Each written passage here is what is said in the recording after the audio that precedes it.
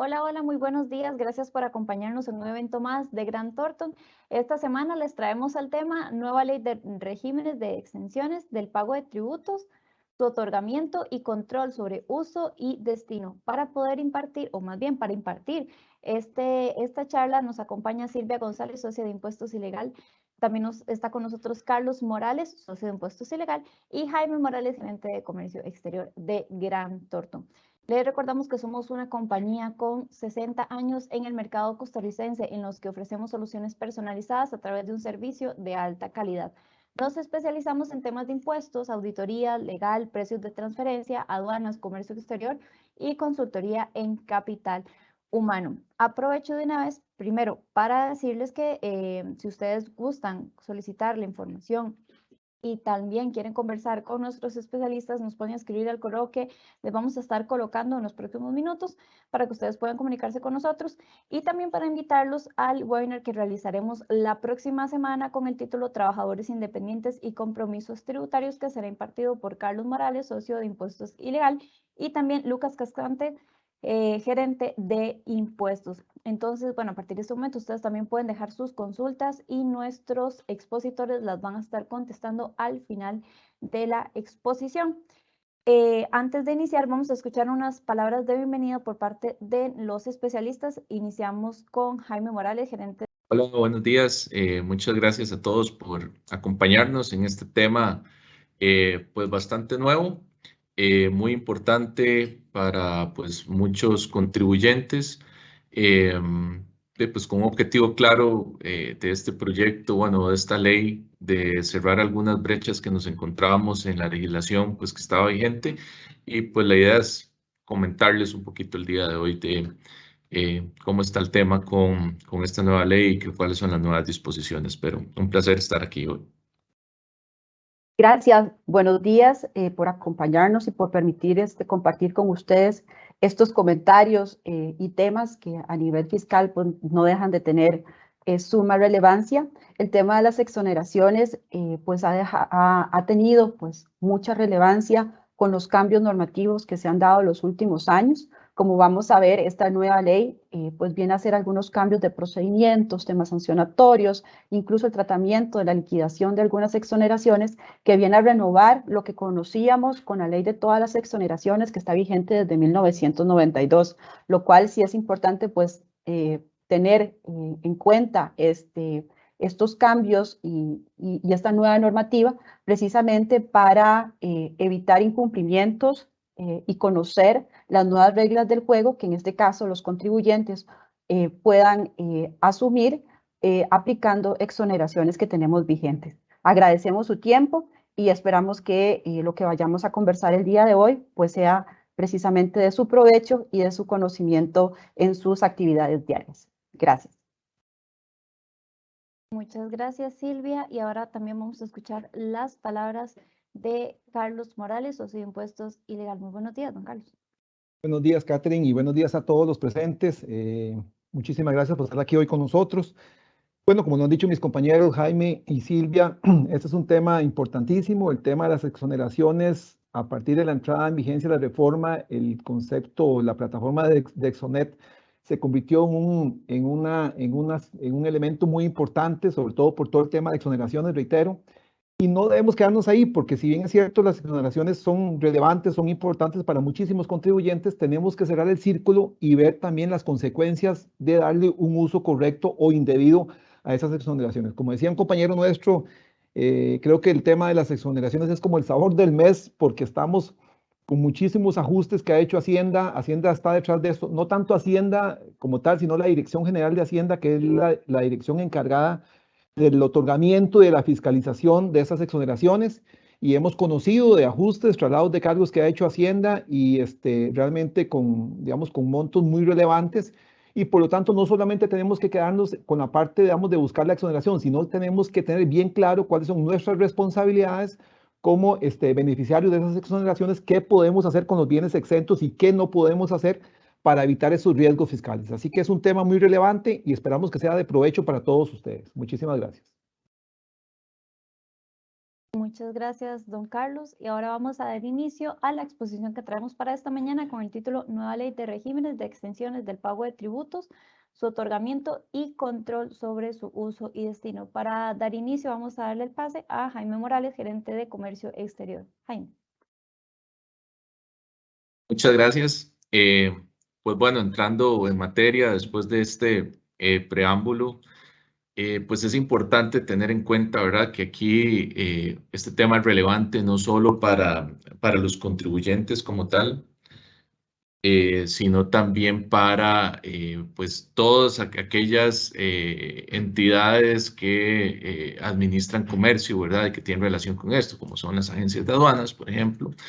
Y bueno, como decíamos, es muy importante entender qué es lo que está haciendo la administración tributaria, ¿verdad? O qué es lo que está pretendiendo a través de esta ley, qué actuaciones ha venido teniendo, ¿verdad? Y pues principalmente pues dar esa visibilidad de cuáles son esos pendientes que quedan aún con esta nueva normativa y pues qué deberíamos hacer pues nosotros como contribuyentes para evitar cualquier riesgo.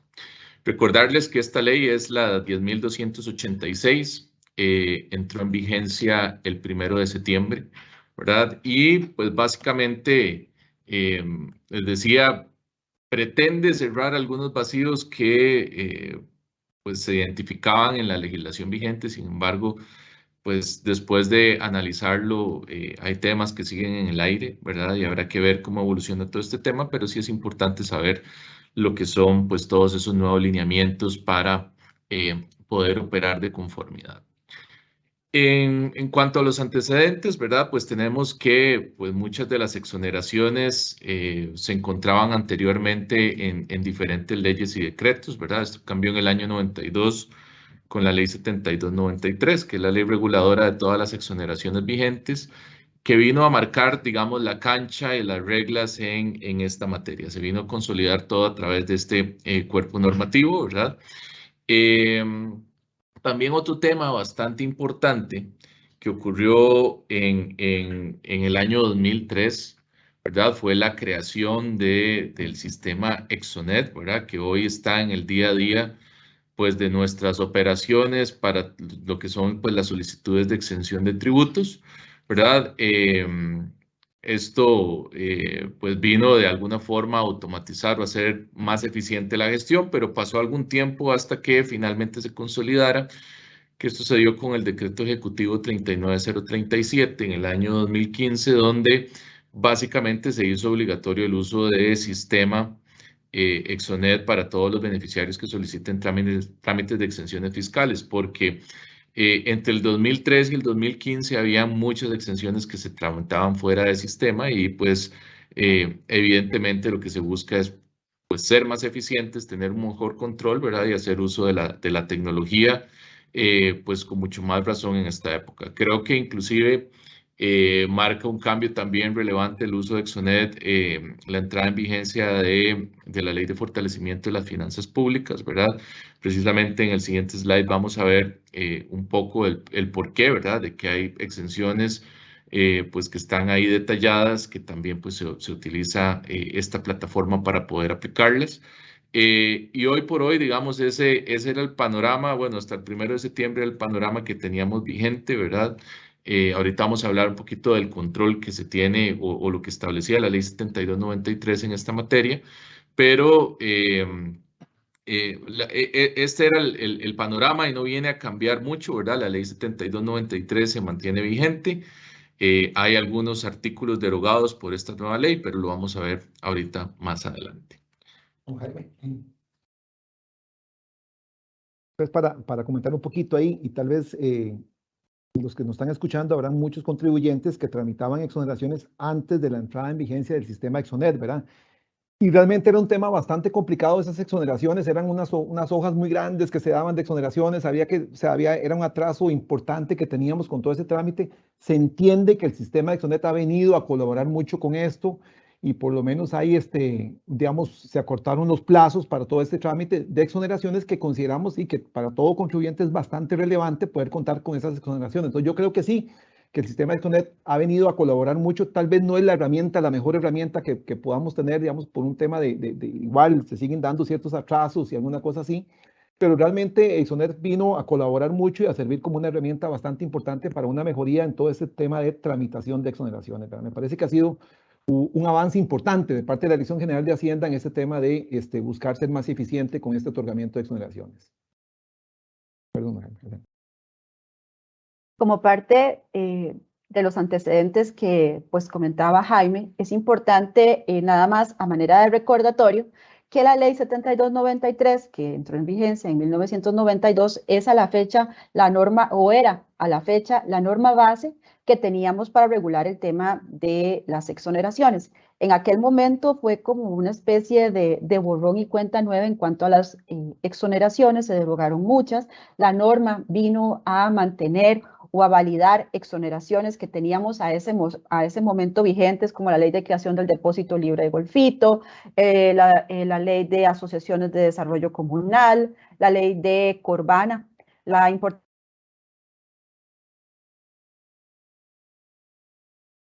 así como el equipo médico. Incluso en aquel momento estaba en los temas de medicina. Estaba también el tema del régimen de zona franca, que en aquel momento pues era incipiente, y teníamos la ley 6990 que muchas gracias y mil disculpas por los inconvenientes técnicos. Podemos pues retomar lo que estábamos conversando. Como les comentaba, dentro de los antecedentes, y como me comentaba Jaime oportunamente, la ley 7293 era la norma que tenemos, porque todavía se mantiene vigente, como vamos a ver más adelante, era la norma que teníamos que regulaba en términos generales todo lo relacionado con el tema de exoneraciones.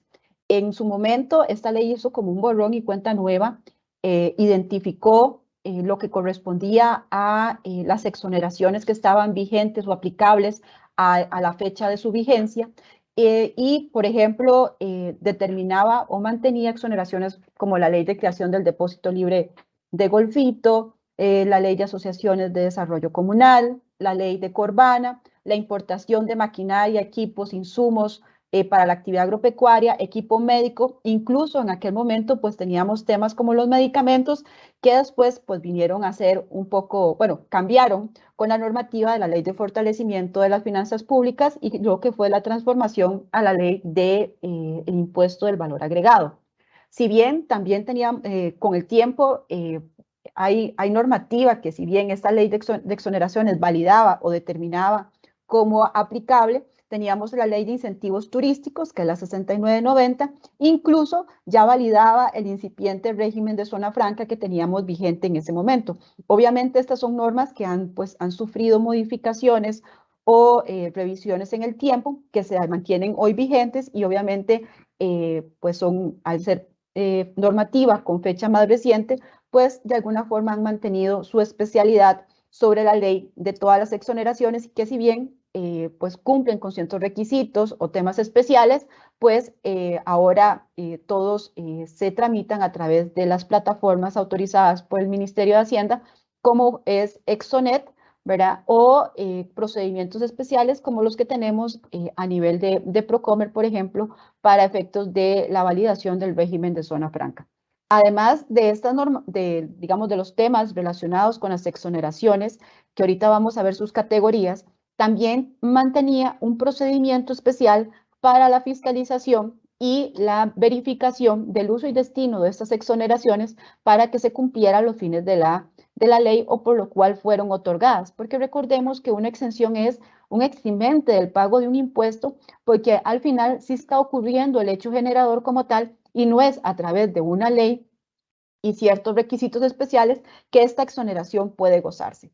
Ya a partir del 1 de julio del 2019, con la Ley de Fortalecimiento de las Finanzas Públicas, la 9635, ¿verdad? Que vino a ser una revolución en su momento en relación con el impuesto del valor agregado, pues ya existía una lista taxativa en el artículo 8, que, bueno, aquí citamos algunos ejemplos como las exportaciones de bienes y servicios, los intereses y comisiones de préstamos y créditos, primas de seguros, sillas de rueda, equipo ortopédico, prótesis. También se establecieron tarifas especiales, por ejemplo, para los medicamentos, ¿verdad? Lo que es la canasta básica, que al final tienen tarifas también reducidas y de alguna forma se tramitan a través de la reducción o exención de los puntos que así porcentuales que establezca la ley al efecto. Entonces, como les decía, esta ley 7293, si bien ha sufrido algunas modificaciones y de alguna forma se ha pellizcado en cuanto a su tratamiento y a las exoneraciones que tenemos vigentes, mantenía un procedimiento y conceptos generales como son el tema de la prescripción y las competencias de la administración para hacer las revisiones de control y rigor. Sin embargo, con esta nueva ley vemos que algunos de estas cosas, pues, o algunos de estos puntos o principios han sido modificados y que son los importantes que tenemos que revisar a la hora de retomar exoneraciones que se vayan a dar a partir del 1 de septiembre, que entra a regir estos nuevos cambios. Yo creo que es importante también, me parece que lo hemos discutido aquí en algunos momentos en la oficina, el tema de la prescripción de las exoneraciones, ¿verdad? O sea, porque notamos que Hacienda muchísimas veces hace fiscalizaciones o la Dirección General de Hacienda sobre exoneraciones concedidas u otorgadas en periodos anteriores y muchas veces nos preguntan los contribuyentes si esas exoneraciones están prescritas, ¿verdad? Ahí hemos dicho de que no, de que eso es un régimen suspensivo de exoneraciones, ¿verdad? Y que no hay específicamente una prescripción para esas exoneraciones. Me parece que es un tema importante porque también es relevante para el contribuyente que tengan, de que deberían tener todo el respaldo de la compra de los bienes exentos y del uso y destino que le han dado para poder probar en caso de una fiscalización que no se le ha dado digamos, un uso diferente o indebido. Entonces me parece que el tema de la prescripción es importante, ¿verdad? Para las exoneraciones. Quizás, Carlos, ahí su comentario es muy importante, pues más adelante vamos a hacer ese comparativo porque ahora tenemos otras reglas para el cómputo de la prescripción. Sin embargo, el concepto original que se aplicó hasta antes del 1 de septiembre, si bien cumplíamos con los 4 años que tenemos de la prescripción para efectos fiscales, su cómputo era de alguna forma, como decís vos, suspensivo, porque ese cómputo se iba a dar o se iba a iniciar hasta el momento en que la administración se diera cuenta de ese incumplimiento. Entonces, precisamente teníamos auditorías donde nos hacían investigación o revisión de exoneraciones que se habían aplicado, por ejemplo, hace 10 años atrás, lo cual pues se volvía precisamente para el contribuyente un trámite pues sensible y a la vez engorroso porque efectivamente teníamos que resguardar todo el tratamiento, ¿verdad? Documental, la trazabilidad de estos bienes, la forma en que se utilizaron por periodos casi que indefinidos, porque la prescripción o estas facultades de fiscalización de parte de la Dirección General de Hacienda, pues se mantenían en suspenso hasta que ellos pues notificaran o iniciaran un proceso formal de revisión. Entonces, ahora lo vamos a ver que esto cambia con estas nuevas reglas de la ley, pero sí mantiene, digamos, un principio suspensivo a efectos de ese cómputo de la prescripción.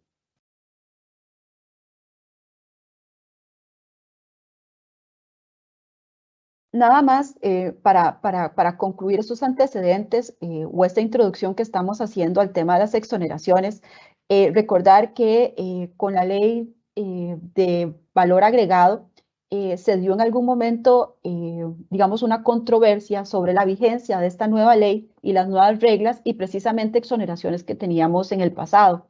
La administración tributaria en algún momento emitió inicialmente un criterio indicando que las exoneraciones solamente iban a aplicar para esa lista taxativa que teníamos en el artículo 8, la ley del impuesto del valor agregado, que eran como 35 ítems. Entonces, si no estaban dentro de esas exoneraciones, según la administración tributaria, pues todas las exoneraciones que teníamos para atrás perdían de alguna forma tácita esa vigencia. Sin embargo, la Procuraduría ante esta disyuntiva emitió un criterio donde valida que más bien las exoneraciones se iban a mantener vigentes, aunque se hubieran dado en el pasado, salvo que la ley 9635 hubiera hecho una derogatoria expresa, ¿verdad? O haya mencionado, digamos, una desaplicación de esa normativa, lo cual no estaba, pues, ocurriendo. Sí se había dado algunos cambios, ¿verdad? Por ejemplo,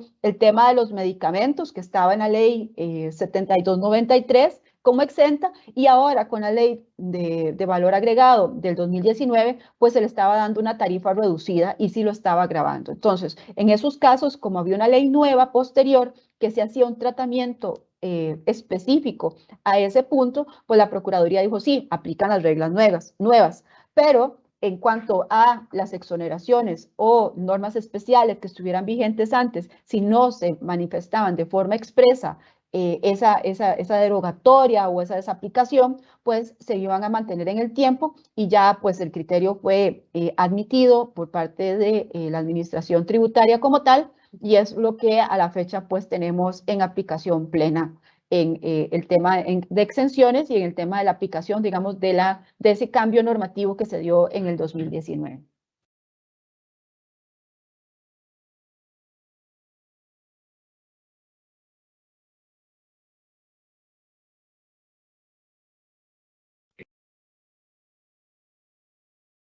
Bien. Ok.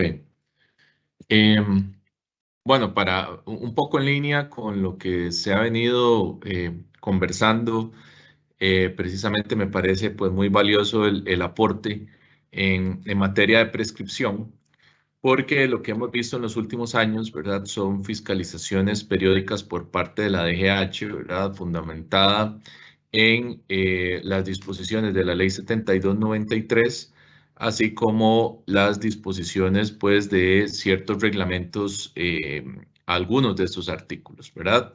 Entonces, bajo esa conceptualización de prescripción, hemos visto ejercicios de control en donde básicamente se han venido a periodos muchísimo más atrás, inclusive de los 4 años, ¿verdad? Bajo esta conceptualización de, digamos, de la suspensión de esa prescripción, ¿verdad? Lo cual ha planteado, creo que un gran desafío, no solo para los contribuyentes, sino para la propia administración, porque el enfoque de estas fiscalizaciones ha sido precisamente identificar cuál ha sido, o sea, si el uso y destino de esas mercancías exoneradas ha sido el correcto, ¿verdad? De acuerdo a la exoneración aplicada, ¿verdad? Entonces, para los contribuyentes, el poder aportar esa trazabilidad de periodos bastante anteriores, ¿verdad?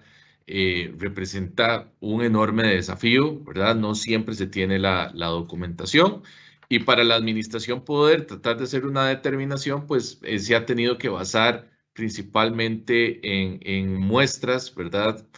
Que han tratado de construir de esta trazabilidad con la información que ha podido aportar los contribuyentes, ¿verdad? Entonces, por eso hablo que en ambas vías ha sido desafiante. Por ejemplo, se ha visto mucha actuación en control sobre exoneraciones del artículo 5, ¿verdad? Relacionadas a actividad agropecuaria o empaques de bananos, ¿verdad?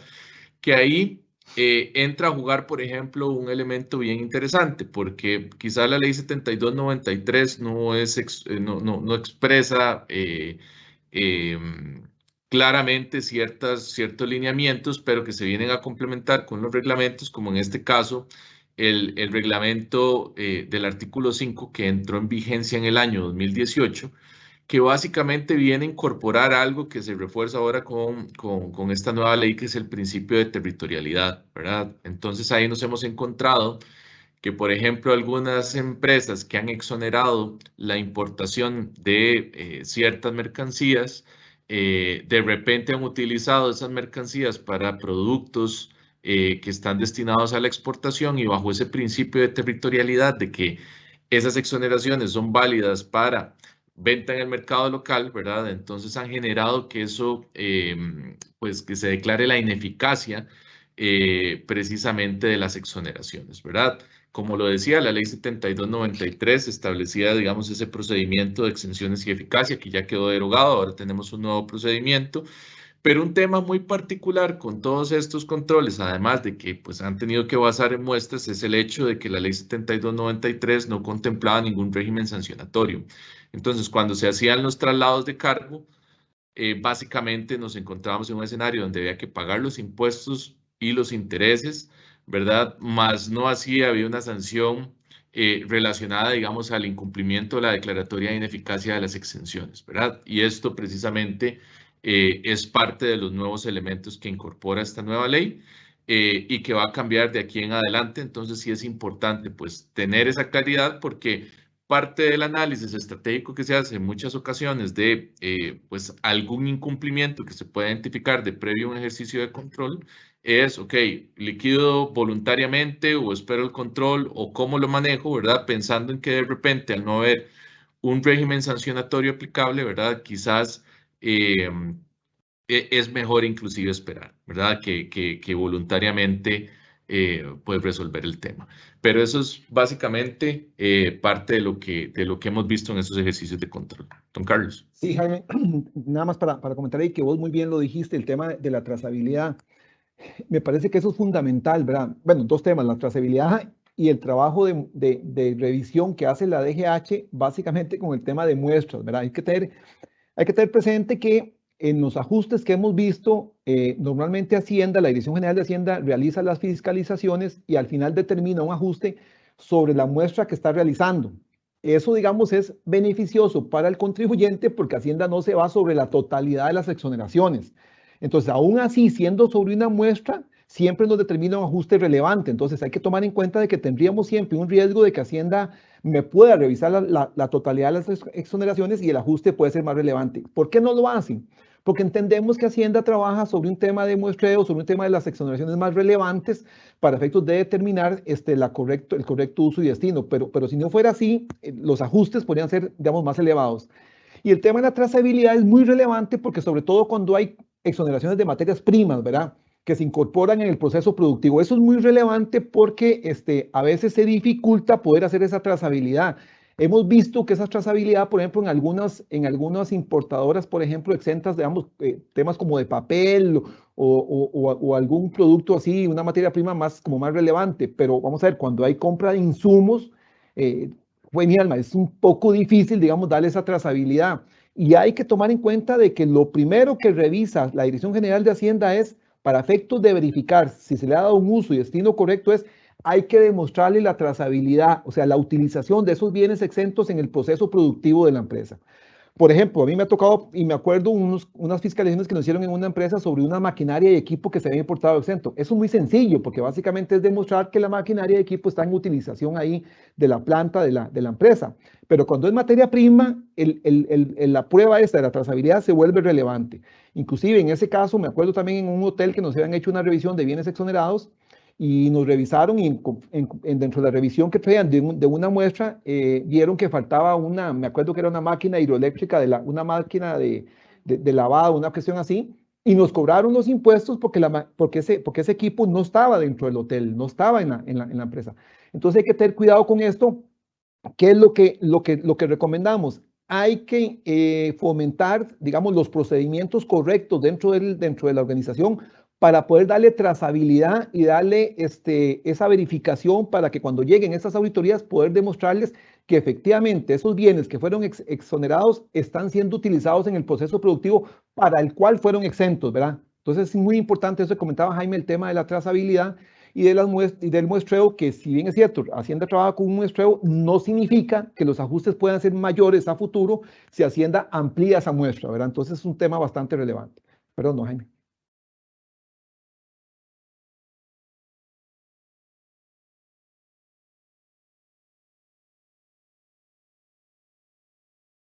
Ok, vamos a ver un poquito aquí con el objetivo de la nueva ley. Hay que tomar en cuenta que lo que decía Jaime, en la parte de la ley de la 7293 y en los reglamentos, no existía claramente un régimen sancionatorio y eso siempre ha sido un tema complicado, ¿verdad? Claramente hay que tener claro de que cuando Hacienda hace estas fiscalizaciones, lo primero que hace es, digamos, desconocer la exoneración, invalidar, por así decirlo, la exoneración y cobrar todos los impuestos que fueron exonerados. Pero ese es el cobro de los impuestos del principal, vamos, lo que fue exento. Pero ¿qué pasa con la sanción? Recordemos que para efectos tributarios en renta tenemos sanciones que andan entre el 50 y el 150%, pero ¿qué pasa con este tema de las sanciones aplicables sobre un uso y cuando se le ha dado un uso y destino diferente a una exoneración. Bueno, como lo comentaba Jaime ahora en la parte introductiva, realmente con esta reforma ya viene un poquito eso más regulado y esperamos tener ya un poquito más, digamos, de claridad en esos temas del sancionatorio, porque reitero, eso no estaba totalmente claro en la ley anterior, ¿verdad? Facultades de la Dirección General de Hacienda. Recordemos que la Dirección General de Hacienda es la entidad y la dirección que está encargada de toda la parte de incentivos fiscales, ¿verdad?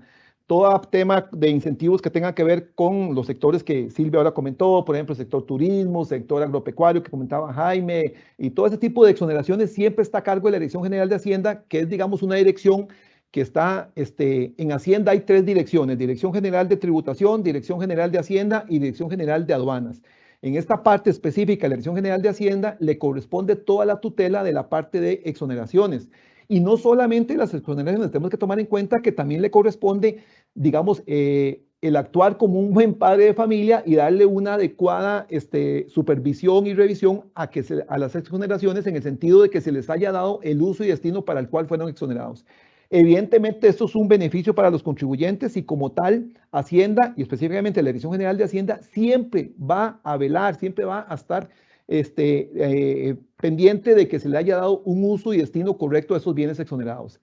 Y no solamente, como le digo, no solamente en el tema de conceder la exoneración, también tenemos que ver en el tema de las liberaciones y en el tema de las liquidaciones, porque hay casos donde un contribuyente definitivamente, o más bien uno se preguntaría, ¿qué pasa cuando el contribuyente ya no quiere seguir, ya no necesita ese equipo, ya no necesita esa maquinaria que fue exenta? O lo que comentaba Jaime, ¿qué pasa cuando un importador trae materia prima y sucede que la materia prima que fue importada exenta para una producción nacional, pues se requiere exportarla a una compañía relacionada? Ahí le estás dando un uso diferente por el cual fue exonerado. Eso le corresponde a la Dirección General de Hacienda verificar que eso no se esté dando, porque si eso se da, entonces ya se está incumpliendo con el objetivo de la exoneración, que era básicamente el incentivo nacional. Recordemos que la exoneración lo que busca también es un incentivo al productor nacional, ¿verdad? Eso es lo que requiere. Al final, quien se debe ver beneficiado de la exoneración es el productor nacional, ¿verdad? Entonces es importante. También hay una estrecha relación de la Dirección General de Hacienda con los entes recomendadores como el MAC, como el ICT, por ejemplo, que tienen que recomendar aquellas exoneraciones que son de esos sectores. Antes de conceder la exoneración, hay que buscar que se dé la recomendación de esos entes para poder, reitero, que se autorice la exoneración por parte de Hacienda. Y evidentemente el control y fiscalización, lo que hemos comentado, eso siempre va a estar ahí y es precisamente el tema relevante al cual tenemos que tener mucho cuidado. No tenemos que descuidar el tema de las exoneraciones.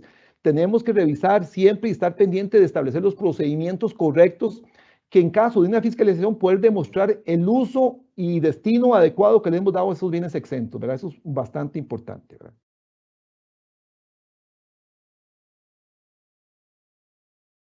Bueno, en esta filmina vamos a ver un poquito de los tipos de exoneración. Aquí básicamente el primer tipo o el primer concepto de exoneración tenemos exoneración objetiva o concreta. Esa básicamente ocurre cuando la circunstancia está relacionada, cuando está directamente relacionada con los bienes que constituyen la materia imponible. O sea, hay una exoneración objetiva, o sea, lo que se exonera es el objeto. Cuando traemos una maquinaria para una fábrica, cuando traemos bienes, materias primas, esos son exoneraciones objetivas o concretas que son específicamente sobre un bien específico, ¿verdad? En el segundo caso es exoneración subjetiva. Lo que se refiere es que a quien exoneran es al contribuyente, a la persona física o jurídica. Por ejemplo, los exportadores. Cuando un exportador tramita una exoneración, ¿sobre quién se da la exoneración? Sobre el exportador. Es al exportador a quien se le autoriza a comprar los bienes exentos porque van a ser utilizados para producir bienes que van a ser exportados. Entonces, eso es una exoneración subjetiva, reitero, que está dada específicamente para el contribuyente. Y tenemos exoneraciones objetivas genéricas, que es, por ejemplo, los que son proveedores de municipalidades o de la caja o de zona franca, por ejemplo, que para efectos de evitar que vayan acumulando saldos a favor porque venden exento pero compran gravado, entonces se dan exoneraciones genéricas para que esos contribuyentes, si cumplen con ciertos requisitos, puedan tramitar esa exoneración y comprar exento para que ya entonces no tengan ese problema de estar acumulando saldos a favor. Son exoneraciones genéricas, ¿verdad? En las cuales se exonera todos los bienes y servicios que ese contribuyente adquiere para prestar un servicio que está exento, ¿verdad? Tenemos algunos casos de liberaciones específicos que la norma, liberación de impuestos, digamos, sobre bienes específicos que la norma contempla ahora, que son vehículos del Estado, que eso lo que la norma indica es que se pueden liberar, digamos, no se pagarían los tributos exentos después de 5 años de haber sido importados, cosa que no se daba antes. Me acuerdo, Jaime, en muchos casos cuando se hacían vehículos, cuando se importaban vehículos exentos por régimen de zona franca, ¿verdad? Entonces, me acuerdo que tenía una placa que decía exportación o de zona franca. Y entonces, ya al final, cuando la empresa Zona Franca quería vender el vehículo, tenía que ir a pagar los impuestos primero para poder venderlos, ¿verdad? Entonces, posiblemente ahora, bueno, eso es para el Estado, ¿verdad? Pero en ese caso, se daba un tema interesante porque habría que liquidar los impuestos primero. En este caso, esa liberación se da para el Estado, que son 5 años. También tenemos vehículos de misiones diplomáticas que por un tema de reciprocidad también se aplica el mismo beneficio. Y en caso fortuito de fuerza mayor, ¿verdad? Por disposiciones para aplicación, ¿verdad? Entonces son los casos específicos que contempla la norma para temas de liberación. Sí, don Jaime. Sí, quizás importante en esa línea, ¿verdad? O sea, son regímenes específicos, ¿verdad? Para estos temas.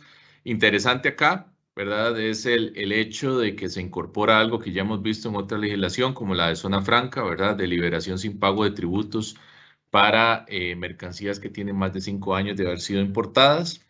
Ahí en ese caso, bueno, pues es específicamente para el Estado, pero es interesante el concepto. Y con respecto al tema de caso fortuito o fuerza mayor, ¿verdad? También es una disposición que ya hemos visto, por ejemplo, a nivel de la Ley General de Aduanas, y es un tema o un concepto, ¿verdad? Difícil de aplicar. Habría que ver, porque pues así lo contempla la legislación, cuáles van a ser esas disposiciones para poder aplicar esto, porque siempre ha sido complejo poder demostrar ese caso fortuito, esa situación de fuerza mayor que da pie, digamos, a esa exención de los tributos, ¿verdad? Entonces, aquí hay temas que todavía están un poquito abiertos, pero sí dejar claro que estos son regímenes especiales que debemos tener en consideración en el momento en que se pudiesen presentar.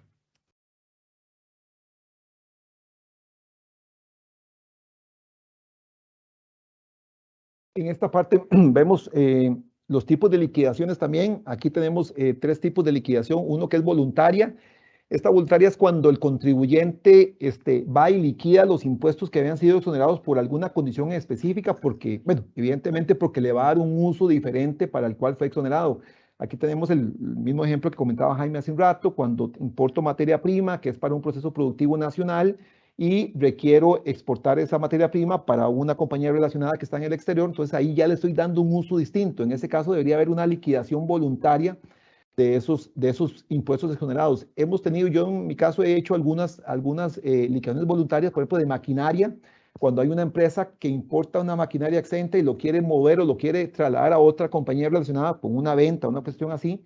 En ese caso lo que procedemos es a liquidar los impuestos de la maquinaria para, una vez liquidados los impuestos, poder trasladarlo a la otra maquinaria, a la otra empresa. Tema importante. Se entiende que esta liquidación voluntaria tiene que ser previa al tema de haber hecho el traspaso, ¿verdad? Cosa que es muy difícil a veces en el día a día de los contribuyentes poder ir a tramitar una liquidación voluntaria cuando es un proceso que sabemos que puede tardar varias semanas en Hacienda en autorizarnos. Y tenemos que tomar decisiones porque tenemos que exportar esa materia prima, tenemos que trasladar esa maquinaria. Entonces eso se vuelve un tema importante porque normalmente muchas veces involucra hacer el traslado de la materia prima o de la maquinaria antes de que tenga esa autorización, y eso me genera un riesgo, ¿verdad? Porque no puedo hacerlo sin antes no tengo esta liquidación autorizada por Hacienda. Se hace, pero siempre tiene que asumirse ese riesgo porque lo correcto es pedir primero a Hacienda que me dé esa liquidación, pedir hacer de forma voluntaria esa liquidación, procedo con la liquidación y una vez de eso procedo con el traslado de esa materia prima o esa maquinaria que había sido exenta, ¿verdad? Eso es una liquidación voluntaria. Por causa sobreviniente, dice fallecimiento o vencimiento del plazo o el cese de actividades del contribuyente, igual tendría que hacer el mismo trámite de liquidación de todos los bienes. No puedo, vamos a ver, la regla es, yo no puedo disponer de los bienes exentos libremente, o sea, tengo que usarlos siempre en la actividad, en el uso para el cual fueron exentos. Entonces, igual, por un cese de actividades de la empresa, no es que yo puedo disponer de los bienes y regalarlos, venderlos o donarlos, no. tengo que proceder con lo que la norma me establece específicamente. En este caso, si puedo disponer de ellos para la venta, tendría que proceder primero con la liquidación de los impuestos que habían sido exonerados, ¿verdad? Entonces es un tema importante.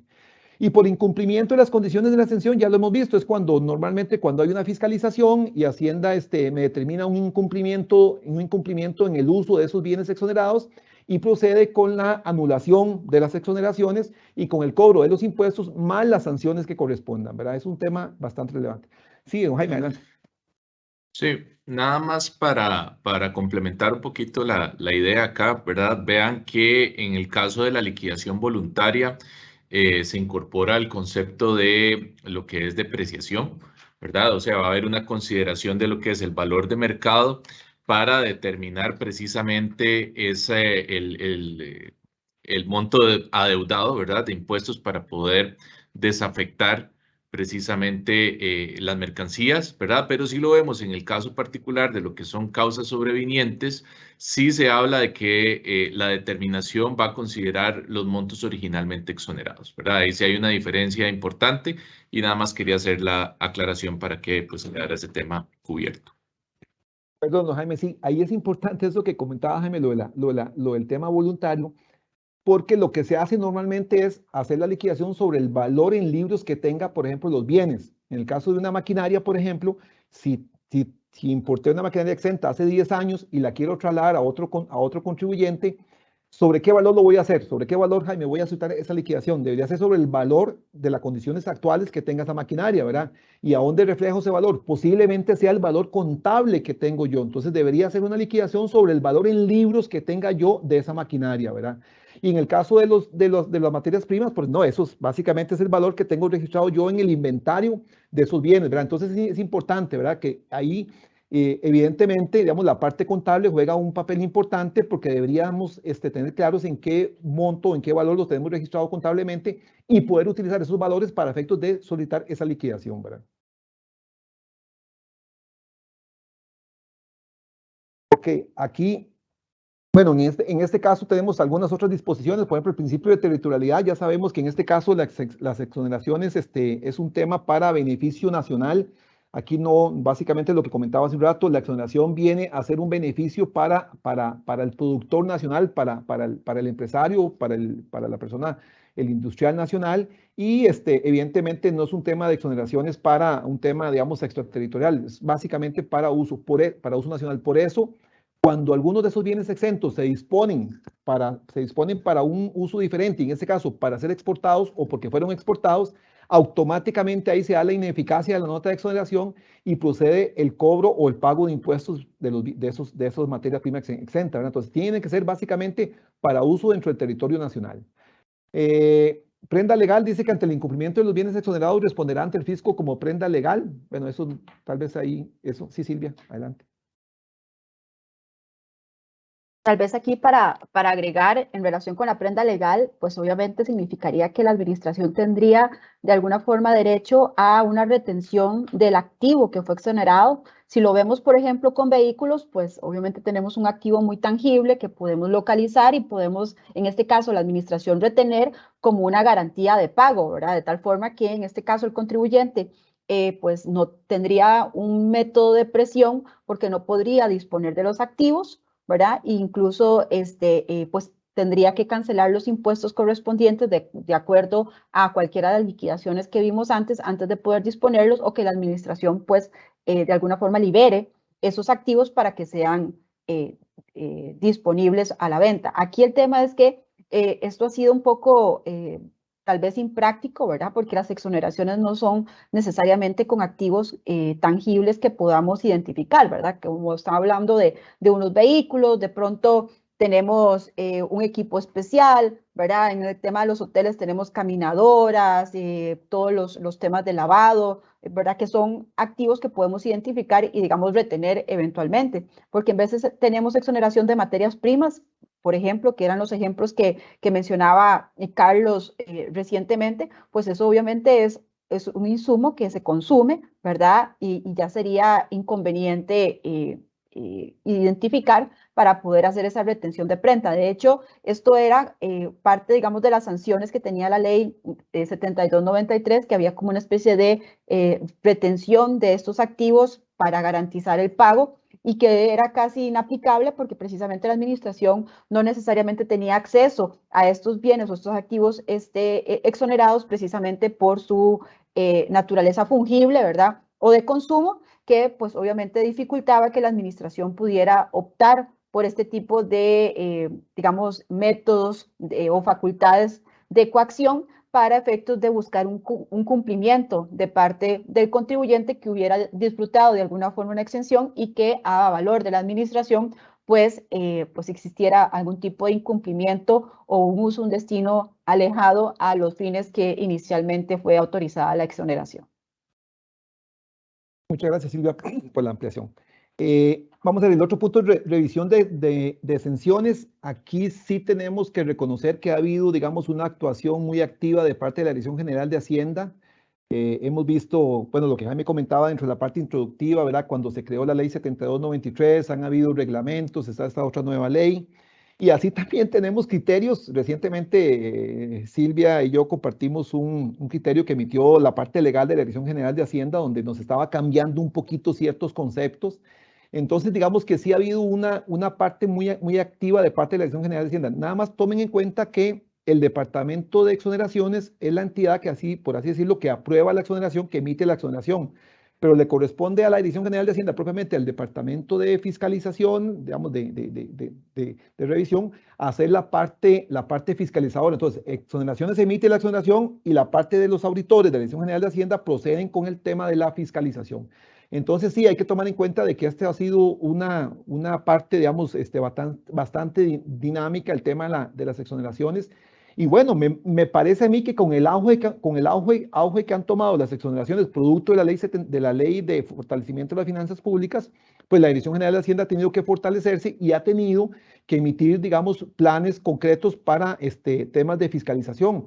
Porque, repito, el tema de Exonet se volvió un tema muy sexy, ¿verdad? Entonces, todo pasa por Exonet, todo requiere Exonet. Y entonces, me parece que la parte de fiscalización también tiene que estar en sintonía con eso y ejercer planes de fiscalización. Entonces, sí tenemos una Dirección General de Hacienda bastante activa en esta parte de la revisión de exenciones. En la parte de transparencia de exenciones, bueno, igual tenemos el tema de las denuncias, igual que como aplica para temas de renta o de IVA, también tenemos alguna denuncia que pueda ejecutar o realizar cualquier contribuyente que se sienta afectado, ¿verdad? Y obviamente, pues todo el tema tributario, todo el tema, perdón, de la parte de exoneraciones, pues también le aplica el Código de Normas y Procedimientos Tributarios. Entonces también tenemos en esa parte la misma normativa legal, ¿verdad?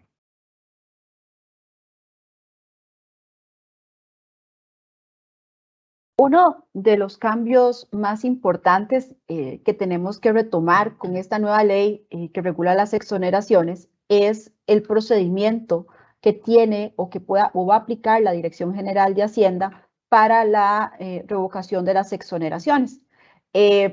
Antes existía un procedimiento especial. El Código de Normas y Procedimientos Tributarios siempre ha estado con un carácter supletorio. Sin embargo, al existir un procedimiento especial antes en la ley 7293 y ahora en esta nueva ley, pues en este caso la Dirección de Hacienda pues usa sus facultades o ejecuta sus facultades de fiscalización y control a través de este procedimiento. ¿En qué nos cambia o cuál es este nuevo proceso? Pues obviamente la administración va a hacer una notificación de inicio, obviamente fundamentado en relación con el estudio, la verificación de las exoneraciones otorgadas. La norma no viene con un procedimiento claro de cómo se va a llevar a cabo esta fiscalización, ¿verdad? Cómo se va a llevar a cabo el requerimiento de información, la entrega y la verificación de los datos. Entenderíamos que aquí sí entraría pues las reglas que tenemos aplicables en el Código Tributario, en cuanto a que obviamente deberá identificar quiénes son los funcionarios a cargo, cuáles son en este caso las exoneraciones que se van a verificar, cuáles son los activos, van a requerir información documental, incluso ellos tienen facultades de hacer inspecciones o verificaciones de las exoneraciones que como hemos visto o hemos comentado hasta ahora, pues en este caso toda la trazabilidad, la documentación, los controles son fundamentales para poder soportar un estudio de esta naturaleza. Y concluye con un informe que es lo que ellos han denominado un inicio de procedimiento con una propuesta motivada, y se va a convocar a una audiencia oral, que es como esa acta de conclusión, que tiene que ser con un periodo de anticipación a la celebración de esta audiencia de al menos 15 días. Para que en esa audiencia se pueda pues aportar algún tipo de prueba de descargo, ¿verdad? O documentación que pueda de alguna forma verificar o tratar de cambiar pues el criterio que tiene en este caso la dirección en relación con el estudio que ellos están pues realizando. Un tema que tal vez aquí sí es importante, antes de esta comparecencia normalmente se hacía con una notificación de un traslado de cargos que se otorgaba con un plazo de 30 días hábiles para presentar esa prueba de descargo y argumentos de forma escrita, además o de previo a esta audiencia. Sin embargo, con esta nueva normativa, este procedimiento ahora está quedando en realidad un poco oscuro. Obviamente tendríamos que esperar que exista o se genere una norma reglamentaria que venga a aclarar este procedimiento, porque si bien dice que se va a convocar con 15 días de anticipación, si esta convocatoria es el traslado de cargos, solamente nos van a dar 3 días hábiles para impugnarlo, a pesar de que esta audiencia oral pueda celebrarse de forma posterior. Entonces, pareciera que hay un traslape de plazos en este caso, que obviamente después de tener 30 los estamos reduciendo a 3 días para presentar el descargo, lo cual pues obviamente es de alguna forma desventajosa porque es un periodo muy corto y como les mencionaba, pues necesitamos o requerimos mayor claridad de cómo es que estos pasos se van a dar en la línea de tiempo para poder ejercer en este caso el debido proceso o la debida defensa para descargar, ¿verdad?, el tema de las imputaciones o los cuestionamientos que se estén dando para revocar la exoneración. Bueno, si hay una aceptación del estudio, ¿verdad?, que eso puede ser un escenario del contribuyente, de pronto si hubo algún incumplimiento que se tenga que enmendar, pues se iniciará un proceso de pago, ¿verdad? Y una de las cosas que sí señala la norma es que uno quisiera regularizar no impide que se inicie el proceso sancionatorio, que ahorita vamos a ver en detalle.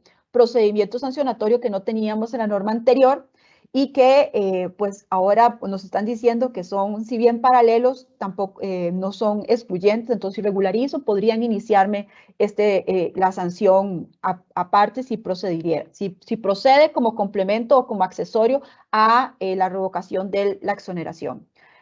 Una vez, obviamente, si ya no acepto, ¿verdad? Una vez finalizado esta audiencia, ¿verdad? Si yo ya dije no voy a regularizar, ¿verdad? No estoy de acuerdo, tengo pruebas de descargo, el funcionario va a emitir un informe, el que está llevando a cabo la auditoría, y va a emitirlo o se le va a pasar a la Dirección General de Hacienda para que emita dentro de los 10 días hábiles siguientes lo que se llama el acto final, ¿verdad? Que sería, en este caso, la resolución determinativa que conocemos de alguna forma en el procedimiento tributario ordinario.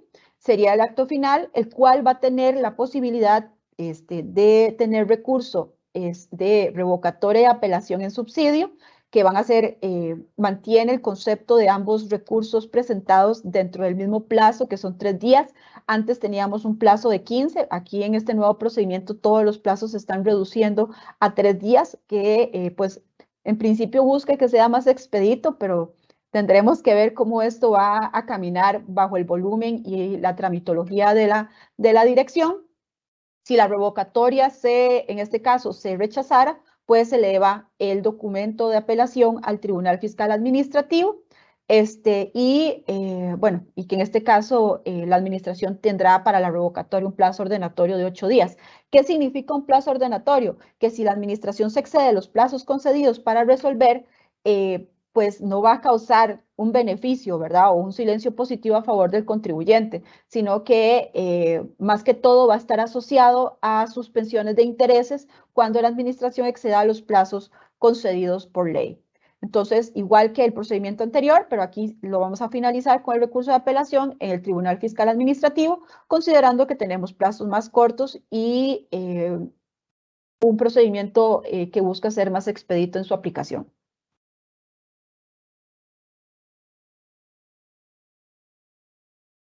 En el tema de prescripción que hemos estado pues conversando de forma general, es uno de los conceptos que se incorporan con mayor claridad a como lo teníamos en la ley 7293, que antes el artículo 41 decía que el cómputo de los 4 años de prescripción pues se generaban o se iniciaban en el momento que la administración se diera cuenta, ¿verdad? O tuviera conocimiento del incumplimiento de las normas relacionadas con la exoneración, lo cual, como les decía, lo volvía casi que imprescriptible porque la administración podía llegar 10 años después a revisar una exoneración y el cómputo de la prescripción pues estaba suspendido porque no se estaba computando en contra de la administración. Entonces, con esta nueva norma, hace una distinción de cómo es que tenemos que computar el plazo de prescripción de los 4 años. En el primero de los conceptos, en el caso de exenciones temporales, esto es que se dé una exención por 6 meses, por 1 año, ¿verdad? Que son tal vez las exenciones genéricas que Carlos mencionaba ahora, ¿verdad? Que son estas tipo cartas abiertas que son en Exonet, ¿verdad? Que permite por un tiempo determinado tener una lista de bienes y servicios exonerados.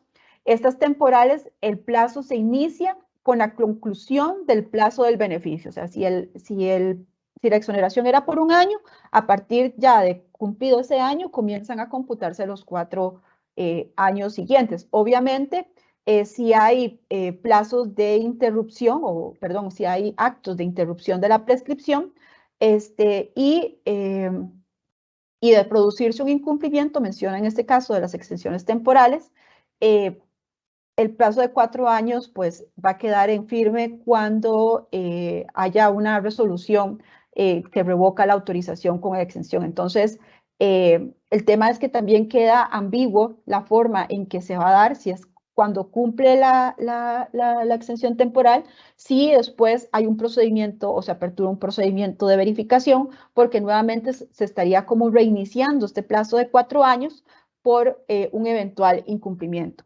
En cuanto a las exenciones no sujetas a término, que son pues obviamente las abiertas, pensando por ejemplo en temas de zona franca o incentivos turísticos, dice que los 4 años se van a computar a partir del momento en que quede firme la resolución que revoca la autorización de exención. Eso quiere decir que nuevamente tenemos un plazo muy abierto, ¿verdad? Porque esta resolución o este acto final que quede firme por revocación puede ser que pues obviamente va a requerir de una fiscalización y cumplir con todo el procedimiento de impugnación que acabamos de revisar. Y eso puede ser hoy, ¿verdad? O puede ser una extensión que haya tenido hace 10 años, que pues si la administración revisa e inicia un procedimiento, pues en este caso está aperturado a que se verifique sin poder computar o sin poder alegar, en este caso, una excepción de prescripción, porque aún no existe un acto firme de parte de la administración para cuestionar la exoneración otorgada.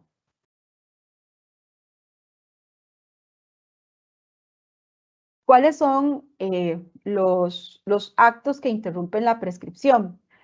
Bueno, el acto de inicio de procedimiento de revocación, que esto sería interesante, ¿verdad? Interrumpe cuándo, ¿verdad? En el año 3, en el año 4 o en el año 10, pensando que tenemos esa apertura para aplicar el plazo de prescripción.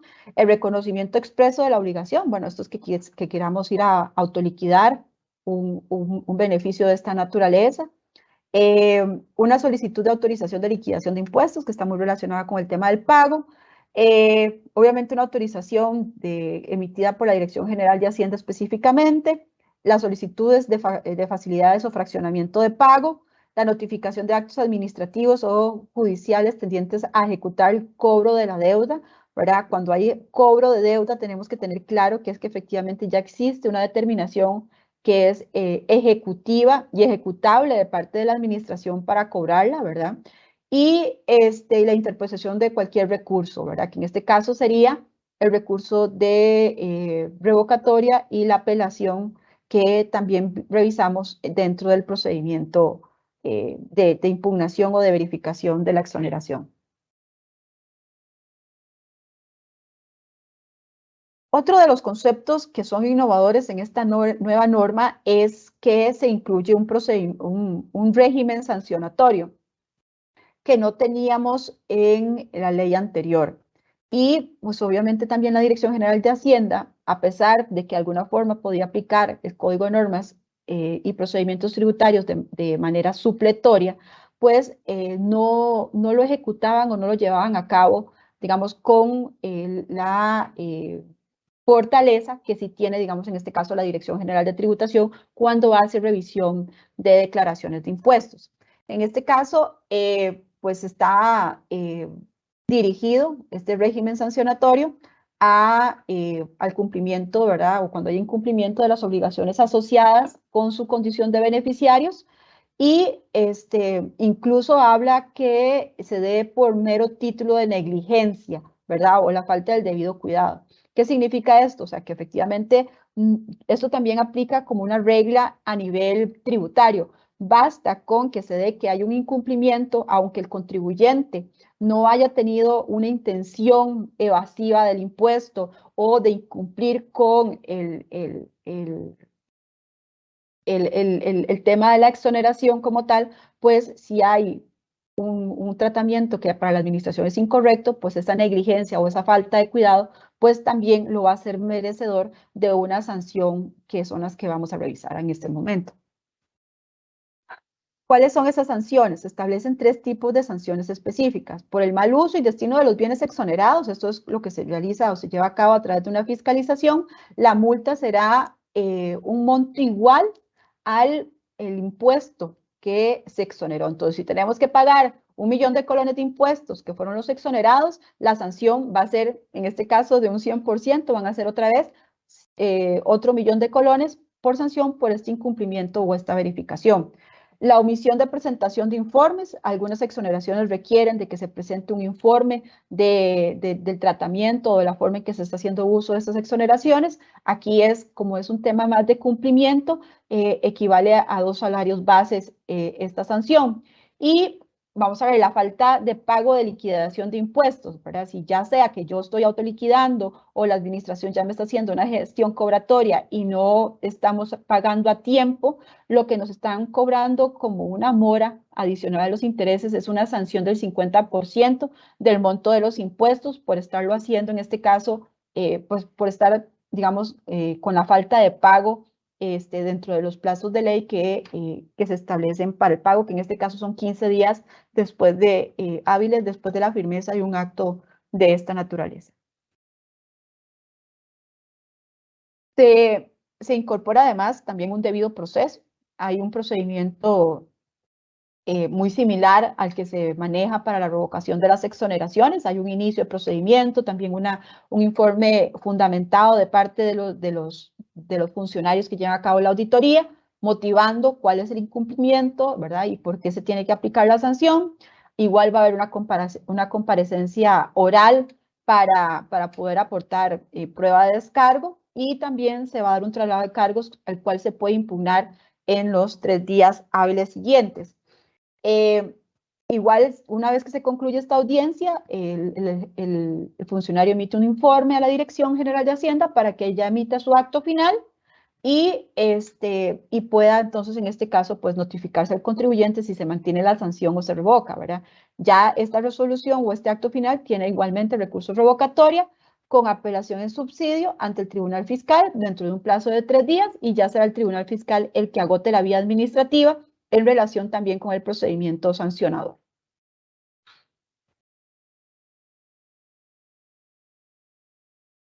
Ok, como han podido ver, realmente esto viene a cambiar el paradigma en el tema de control, ¿verdad? Nada más hay 2 temitas importantes ahí considerados en los transitorios. El primer transitorio habla de una evaluación, ¿verdad? Que está establecida en el artículo 43 que básicamente le da a la administración 2 años para que presente un informe de cuáles son las exoneraciones, quiénes son los usuarios, ¿verdad? E información, ¿verdad? Precisamente que sirve como una fuente de información, pienso yo, para la evaluación precisamente de pues todas las exoneraciones que se encuentran vigentes, ¿verdad? Y aquí hay otro tema importante en donde el transitorio 2 dice que se autoriza la liberación automática de tributos, ¿verdad? De toda la maquinaria, equipo, así como cualquier otra clase de mercancías importadas o compradas localmente, en tanto dicha importación o compra local se haya realizado al menos 10 años antes de la entrada en vigencia de la presente ley, ¿verdad? Entonces, pensando un poco en esa conceptualización de la prescripción, básicamente se está diciendo pues queda liberado todo lo que tiene más de 10 años, ¿verdad? Entonces, pues la fecha que deberíamos tener ahí como referencia es el 1 de septiembre del 2012. Ya para ir cerrando, ¿verdad? Uno de los grandes temas, ¿verdad? Precisamente radica en la liquidación voluntaria de tributos, que realmente esperábamos que viniera a solventar la situación que pues tuvimos vigente con la ley 7293, ¿verdad? Donde básicamente el procedimiento a través del artículo 45 nos exigía, ok, bueno, tenga su trazabilidad, ¿verdad? Haga una solicitud de liquidación a través del sistema Exonet, ¿verdad? Había una emisión de un acto administrativo y, por ejemplo, en el caso de una mercancía importada, íbamos a tener que ir a coordinar con el sistema, con el Servicio Nacional de Aduanas, ¿verdad? Para que esto se emitiera una resolución y finalmente poder hacer el pago de los tributos. Como bien indicaba don Carlos hace un rato, el tema es, ok, nosotros de previo a disponer de las mercancías deberíamos correr este proceso de liquidación y de desafectación, ¿verdad? Hasta que queden firme. Sin embargo, el gran problema que ha habido, ¿verdad? Es precisamente el tiempo que toma todo esto, ¿verdad? Porque no se ajustan a la realidad operativa de las organizaciones, ¿verdad? Cuando hablamos, por ejemplo, el caso de empresas que necesitan exportar alguna materia exonerada o algún producto que fue manufacturado con mercancías exentas, ¿verdad? También muchas veces responden a una necesidad inminente del negocio de actuar rápido, ¿verdad? Entonces, muchas veces nos encontrábamos que para poder seguir este procedimiento sencillamente o lo descartábamos, ¿verdad? O incumplíamos. ¿En qué sentido, verdad? En que no podíamos esperar hasta que quedara en firme, digamos, el tema de esa desafectación, ¿verdad? Entonces, aquí con la nueva ley, el artículo 9 establece, ¿verdad?, cómo es la liquidación voluntaria de tributos, pero lo cierto del caso es que habla de una solicitud de liquidación ante la Dirección General de Hacienda, una definición del valor de la mercancía, ya sea si es importada por parte de la DGA o por la DGT, si es una compra local, considerando el valor de mercado y considerando la depreciación para finalmente autorizar una liquidación. Pero lo cierto es que aquí no hay plazos, no se sabe cuáles son los medios y tampoco queda claro, digamos, la eventual consecuencia, digamos, de que este proceso no se corra efectivamente, ¿verdad? Entonces, prácticamente quedamos en un escenario muy similar, ¿verdad? Hoy por hoy, por ejemplo, la plataforma Travi funciona para gestiones ante la Dirección General de Tributación, más no así para la Dirección General de Hacienda, ¿verdad? No sé si en algún momento pues van a ampliar, pero tendríamos que esperar un poquito, digamos, lineamientos en ese sentido. Pero ya para cerrar, ¿verdad? Es importante que, pues como contribuyentes y usuarios de diferentes tipos de exoneraciones, hagamos una validación de los procedimientos de control, validar que el uso y destino de las mercancías o sea, se esté cumpliendo de acuerdo, pues, a la exoneración que estemos aplicando, ¿verdad? En caso de que nos veamos ante un eventual control o fiscalización por parte de la DGH, pues llevar ese control de los tiempos en las diferentes etapas procesales de acuerdo a este procedimiento que recién nos acaba de explicar doña Silvia, ¿verdad? Y con eso poder hacer la correcta interposición de recursos, ¿verdad? Como bien lo mencionaba también don Carlos, hay procedimientos especiales de liquidación, como era lo que hablábamos ahora de vehículos del Estado y demás, pues que tenemos que tener claro que si hay impuestos que sí se deben pagar, por ejemplo el de traspaso, más es importante pues tener en el radar cuáles son estas diferenciaciones que se hacen con esta nueva ley, ¿verdad? Pero definitivamente siguen habiendo vacíos, ¿verdad? Siguen habiendo desafíos importantes en esta materia. Y habrá que esperar pues qué tipo de regulaciones vayan a emitir en los próximos meses para pues, la correcta aplicación de estas disposiciones. Eso es lo que traíamos para el día de hoy y agradecerles pues la participación. Muchas gracias a Silvia González, Jaime Morales y a Carlos Morales por la exposición de esta mañana. Tenemos unas consultas acá que nos han hecho llegar. Vamos a empezar con ellas. La primera dice, la exoneración por ser pyme en el pago de IVA a los alquileres se puede aplicar a 2 o más locales distintos. Por ejemplo, una empresa pyme que alquile 2 locales comerciales de 500,000 cada uno, nótese que la suma de ambos locales excede el 1.5 salario base, y si no sumaría más de 1.5 salario base, aplicaría o no aplicaría la misma exoneración para ambos locales. Creo que la pregunta está un poco extensa, entonces si necesitan que repita alguna parte. Sí, no, bueno, está bien, Catherine, sí. Bueno, vamos a ver, yo lo que entiendo de la consulta es un contribuyente que es pyme y que está arrendando bienes inmuebles y posiblemente tenga, no sé, dos locales comerciales donde presta los servicios.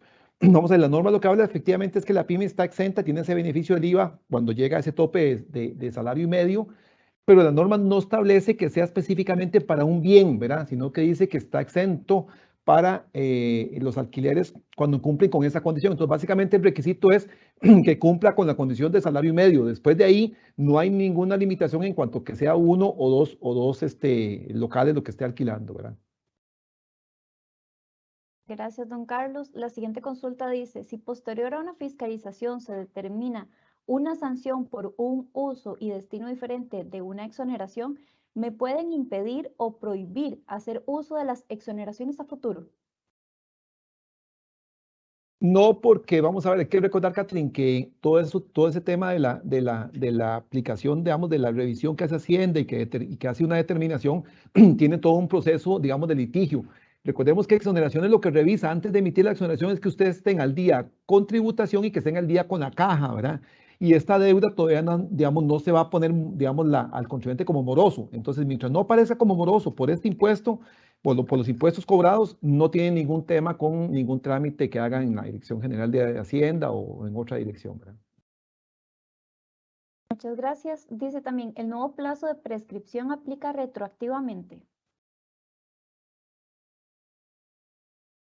En temas de prescripción, siempre la norma se considera que es una norma de fondo, ¿verdad? No de forma, que es el procedimiento. Entonces, en este caso, el plazo de prescripción y el cómputo respeta el plazo que estaba vigente y la forma de computarlo en el momento en que se dio la exoneración. Entonces, no se aplica en carácter retroactivo. Habrá una aplicación de normas en el tiempo hacia atrás con la norma que estuvo vigente antes del 1 de septiembre, y estas nuevas reglas serían a partir de las exoneraciones que se otorguen a partir del 1 de septiembre pasado.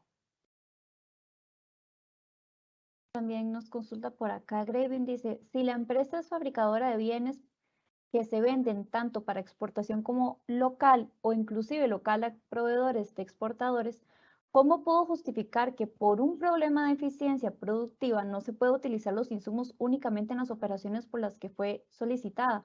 Antes se aprobaba porcentajes al total de compras y no como ahora, se refiere a Exonet, 100% de exoneraciones a una lista de insumos. Ese es precisamente, Jaime y Silvia, el problema que hemos tenido con los casos que conocemos recientemente, porque el importador lo que hace es, o el productor nacional o el contribuyente lo que hace es tramitar una exoneración específica, digamos, o genérica sobre ciertos bienes que importa, materias primas, y lo que decía Jaime, o sea, el proceso productivo es dinámico y es consistente y es constante, entonces simplemente se entra en un proceso productivo donde yo necesito producir y básicamente lo que doy es, voy a utilizar los inventarios que tenga ahí de materias primas. Pero en ese tema, lo que dijo Jaime, no hay ninguna apertura de parte de Hacienda hacia eso. O sea, tendrían que proceder con la liquidación voluntaria de esos bienes que están utilizando para otros fines para los cuales no fue exonerado. No hay otra alternativa. Hemos hablado muchas veces con funcionarios del Departamento de Exoneraciones y lo que nos dicen es que el contribuyente debería hacer una estimación de cuánto es lo que ocupa para producción nacional y cuánto para exportación, y que entonces pague impuestos sobre una parte de esos bienes y sobre la otra parte grande que lo exonere. pero igual es muy difícil saber cuándo voy o qué cantidad voy a utilizar para exportación, porque como Jaime lo dijo, es un tema rápido, inmediato, que tengo que tomar decisiones. Por lo tanto, la respuesta específica es no, no hay ninguna alternativa, por ejemplo, en la ley que nos conceda algo para poder hacer más dinámico esto. Lo único es la liquidación voluntaria de impuestos. Muchas gracias, Carlos. Vamos a ir cerrando con las consultas que tenemos por acá. Dice también, la liquidación voluntaria de tributos implica siempre para pagar impuestos, porque si uno quiere exportar debería poder aplicarse un cambio de fundamento legal de la 7293 a la 9635, pero pareciera que no funciona así. Jaime. Sí, sí, no funciona así. Efectivamente, siempre hay una liquidación de impuestos. Bien lo decía don Carlos, la posición de la administración ha sido pues bastante tajante en este tema, ¿verdad? Inclusive pues con posiciones que realmente no se ajustan a la realidad operativa de las empresas, ¿verdad? Como el propio hecho de haga una proyección y exonere cierta parte, digamos, de sus materias primas, ¿verdad? No funciona de esa forma. Inclusive podríamos entrar en el propio debate de si realmente yo utilizo una mercancía exonerada para exportación, si realmente hay un perjuicio fiscal, ¿verdad? Ese es un gran debate que tal vez en algunos momentos hemos tenido, pero los procedimientos no generan una diferenciación para eso, como para trasladarlo de un régimen a otro, ¿verdad? Sino que efectivamente tendremos que aplicar un pago de impuestos. También nos dicen si en los CABIs hay productos exentos, entonces cuando realizo la factura electrónica no debo cobrar el IVA, ¿es correcto? No, vamos a ver, recordemos que los CABIs hoy son, digamos, mera información que se pone en las facturas, ¿verdad? Hoy los CABIs no están siendo utilizados por Hacienda, por lo menos eso es lo que Hacienda nos ha indicado, ¿verdad?